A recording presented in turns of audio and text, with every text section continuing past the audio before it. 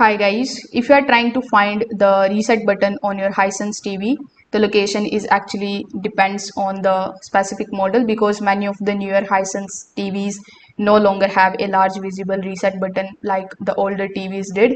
So in this guide, I'm going to show you where you can look for the power button or the reset button and what to do if your TV doesn't have it. So on many of the Hisense TVs, the reset button is like this particular small recessed pinhole button, which is located near either the HDMI port or the AV inputs or the bottom side control panel.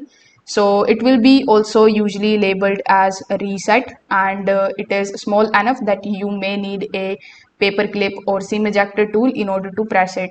Now many people mistake it for a microphone hole or service port, so you need to look closely with a flashlight if needed. Now if your TV has a reset pin hole, you just have to do nothing but to just simply press and hold it for about 10 to 15 seconds while the TV is plugged in. So when you do so, you may see the screen restarts or the Hisense logo reappears or the TV boot into the initial setup screen. So this performs a factory reset, which is going to clear any saved settings, Wi-Fi connections, and the app data.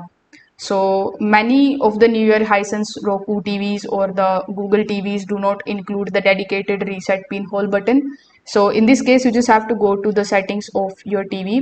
Inside the settings, look for the option of device preferences. Inside the device preferences, you need to look for the option of reset. So you can basically reset your TV by going to these options here inside it.